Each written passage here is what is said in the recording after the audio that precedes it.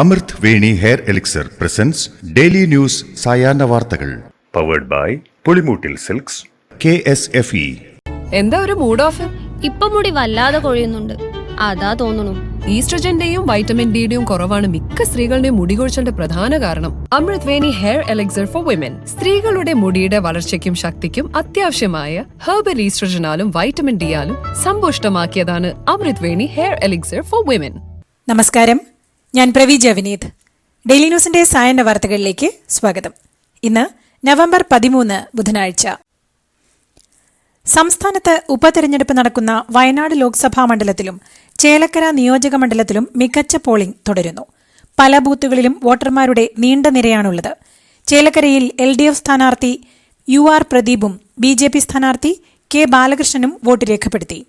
രാവിലെ 7 മണിക്ക് തന്നെ 2 മണ്ഡലങ്ങളിലും വോട്ടെടുപ്പ് ആരംഭിച്ചു. CPM കേന്ദ്ര കമ്മിറ്റി അംഗവും മുതിർന്ന നേതാവുമായ EP ജയരാജന്റേതെന്ന് പറയുന്ന ആത്മകഥ വിവാദത്തിൽ. LDF കൺവീനർ സ്ഥാനത്തു നിന്നും തന്നെ മാറ്റിയതിൽ പ്രയാസമുണ്ടെന്നും പാർട്ടി തന്നെ മനസ്സിലാക്കിയില്ലെന്നുമടക്കം പറയുന്ന ജയരാജന്റെ കട്ടൻ ചായയും പരിപ്പുവടയും എന്ന DC ബുക്സ് പ്രസിദ്ധീകരിക്കുന്ന ആത്മകഥയിലെ ഭാഗങ്ങൾ പുറത്തുവന്നു. BJP നേതാവ് പ്രകാശ് ജാവ്ദേക്കർ കൂടിക്കാഴ്ച വിവാദം ആക്കിയതിന് പിന്നിൽ ഗൂഢാലോചനയുണ്ടെന്നും പാലക്കാട് സ്ഥാനാർത്ഥി P സരിൻ അവസരവാദിയാണെന്നും പുസ്തകത്തിൽ വിമർശനമുണ്ട്. ഇത് തന്റെ ആത്മകഥയല്ലെന്നും തന്റെ ആത്മകഥ താൻ എഴുതി തീർന്നിട്ടില്ലെന്നും CPM കേന്ദ്ര കമ്മിറ്റി അംഗം EP ജയരാജൻ. ഇന്ന് പുറത്തുവന്ന ഒരു കാര്യവും താൻ എഴുതിയതല്ലെന്നും ഇന്ന് 10:30 പ്രസിദ്ധീകരിക്കും എന്നുള്ള വാർത്തയാണ് താൻ കാണുന്നതെന്നും അതിന് താൻ ആരെയും ഏൽപ്പിച്ചിട്ടില്ലെന്നും EP ജയരാജൻ പറഞ്ഞു. തികച്ചും മാനിപ്പുലേറ്റ് ചെയ്തതാണ് പുസ്തകത്തിലെ കാര്യങ്ങളെന്നും പുറത്തുവന്നവയെല്ലാം പൂർണ്ണമായും വ്യാജമാണെന്നും തെരഞ്ഞെടുപ്പ് ലക്ഷ്യം വെച്ചുള്ള ആസൂത്രിതമായ നീക്കമാണിതെന്നും ഇതിനെതിരെ ആവശ്യമായ നിയമ നടപടി സ്വീകരിക്കുമെന്നും അദ്ദേഹം പറഞ്ഞു.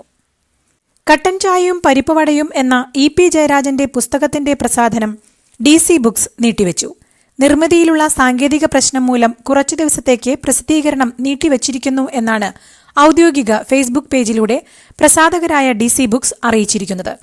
ഉള്ളടക്കത്തെ സംബന്ധിച്ച കാര്യങ്ങൾ പുസ്തകം പ്രസിദ്ധപ്പെടുത്തുമ്പോൾ വ്യക്തമാകുന്നതാണെന്നും DC ബുക്സ് കുറിപ്പിൽ പ്രതികരിച്ചിട്ടുണ്ട്.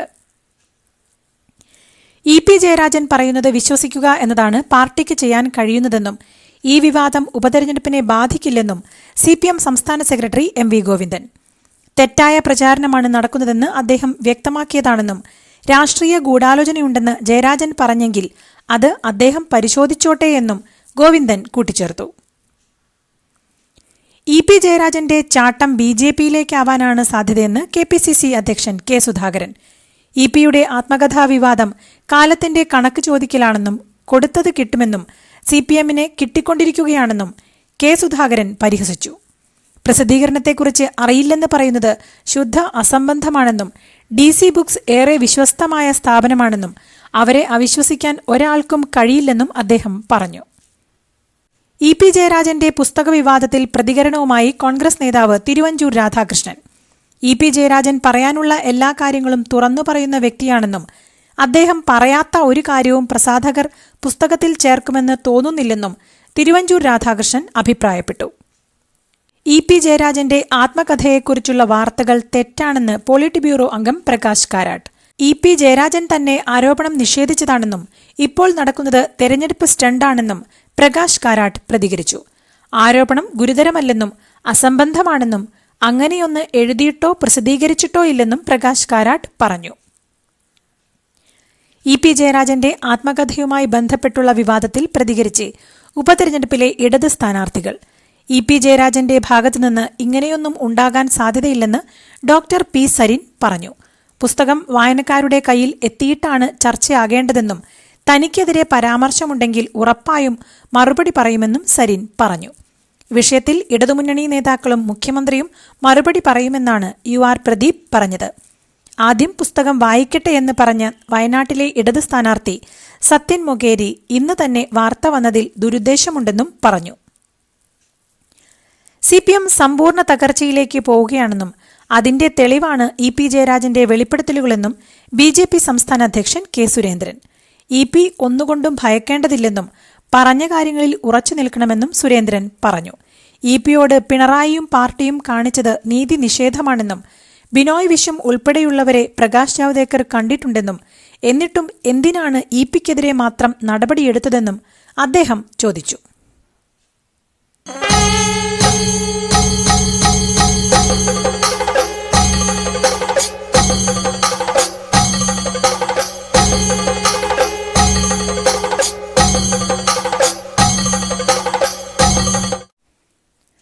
പാർലമെന്റിൽ അതിശക്തമായ പ്രതിപക്ഷം ഉണ്ടാകുമെന്ന് വയനാട്ടിലെ UDF സ്ഥാനാർത്ഥി പ്രിയങ്ക ഗാന്ധി. BJPയെ ശക്തമായി എതിർക്കുമെന്നും അക്കാര്യം ഉറപ്പു നൽകുന്നുവെന്നും പ്രിയങ്ക പറഞ്ഞു. പാർലമെന്റിൽ തന്റെ മൂല്യങ്ങൾ ഉയർത്തിപ്പിടിക്കുമെന്നും തന്റെ പ്രതീക്ഷകൾ ഇതിനകം തന്നെ സഫലമായി എന്നും പ്രിയങ്ക ചൂണ്ടിക്കാട്ടി. നൽകിയ സ്നേഹത്തിന് പകരം നൽകാൻ വയനാട് അവസരം തരുമെന്ന് കരുതുന്നുവെന്നും പ്രിയങ്ക പറഞ്ഞു. വോട്ടെടുപ്പ് നടക്കുന്ന ബൂത്തുകളും പ്രിയങ്ക ഗാന്ധി സന്ദർശിച്ചു. ചേലക്കരയിലെ മത്സരം പ്രവചനാതീതമാണെന്ന് സിനിമാ സംവിധായകൻ ലാൽ ജോസ്. ഉപതെരഞ്ഞെടുപ്പ് ഒഴിവാക്കാമായിരുന്നുവെന്നും ഇങ്ങനെ തന്നെ ജനങ്ങളുടെ കാശ് കുറെ പോകുന്നുണ്ടെന്നും അദ്ദേഹം പറഞ്ഞു. ചേലക്കരയിൽ സ്കൂളുകൾ മെച്ചപ്പെട്ടുവെന്നും പക്ഷേ റോഡുകൾ ഇനിയും മെച്ചപ്പെടണമെന്നും തുടർച്ചയായി ഭരിക്കുമ്പോൾ പരാതികൾ ഉണ്ടാകുമെന്നും എന്നാൽ തനിക്ക് സർക്കാരിനെതിരെ പരാതിയില്ലെന്നും ലാൽ ജോസ് പറഞ്ഞു. കൊണ്ടാഴി പഞ്ചായത്തിലെ മായന്നൂർ LP സ്കൂളിലെ 97-ാം ബൂത്തിൽ വോട്ട് രേഖപ്പെടുത്തിയ ശേഷം സംസാരിക്കുകയായിരുന്നു ലാൽ ജോസ്. പത്തനംതിട്ട CPMന്റെ പേജിൽ പാലക്കാട്ടെ UDF സ്ഥാനാർത്ഥി രാഹുൽ മാങ്കൂട്ടത്തിന്റെ പ്രചാരണ വീഡിയോ വന്ന സംഭവത്തിൽ CPM പത്തനംതിട്ട ജില്ലാ സെക്രട്ടറിയുടെ പരാതി SP-ക്ക് ലഭിച്ച് 2 ദിവസം കഴിഞ്ഞിട്ടും പോലീസ് ഇതുവരെ കേസെടുത്തിട്ടില്ല.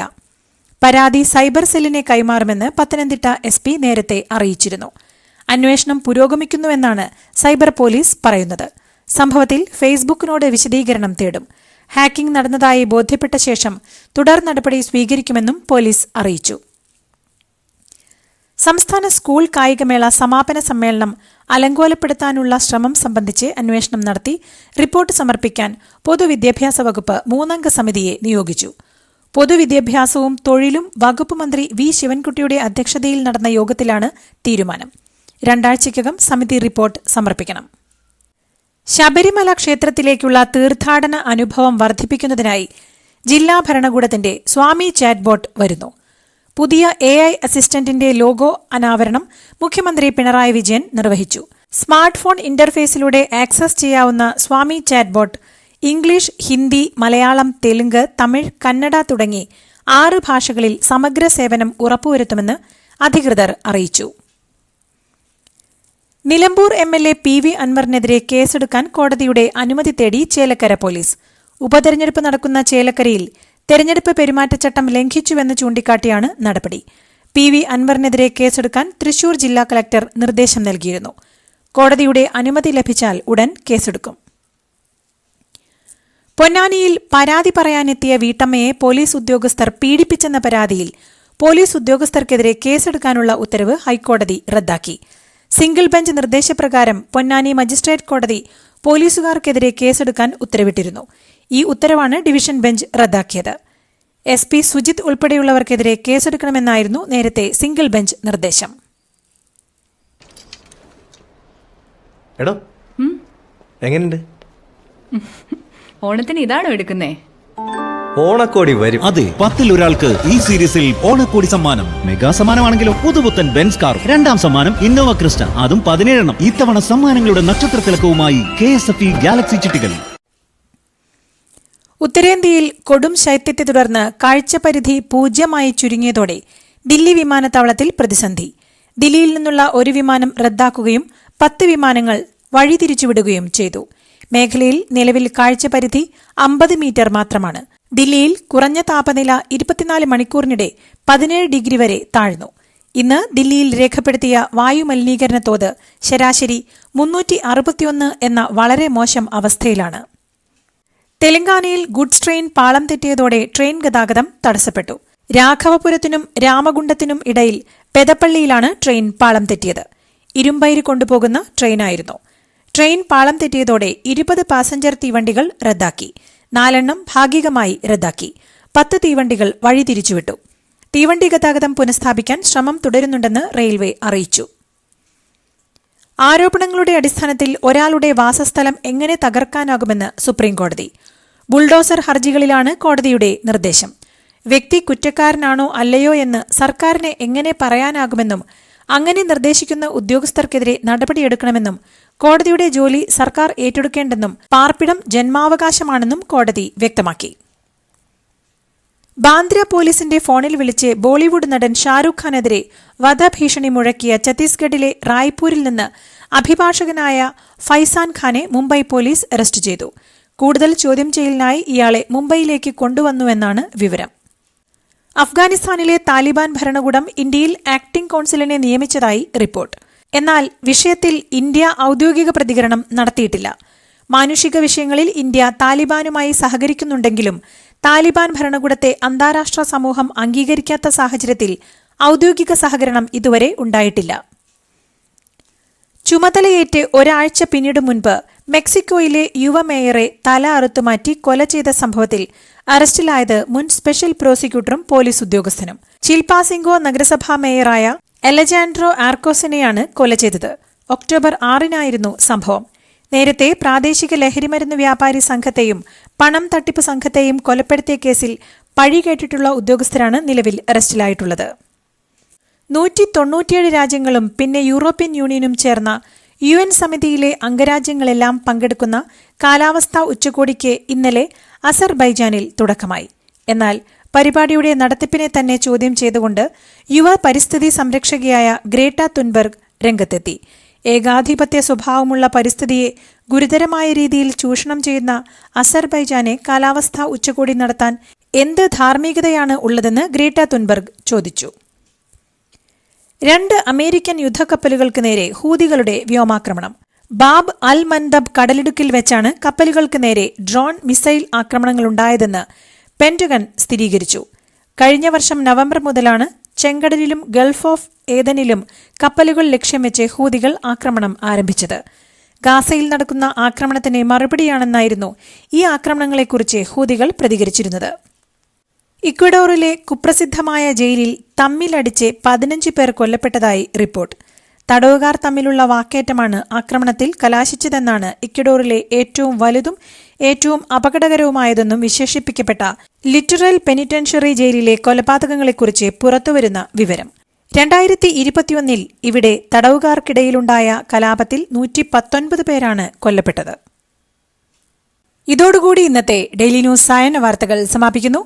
ഡെയിലി ന്യൂസിനു വേണ്ടി വാർത്തകൾ വായിച്ചത് പ്രവീജ വിനീത്.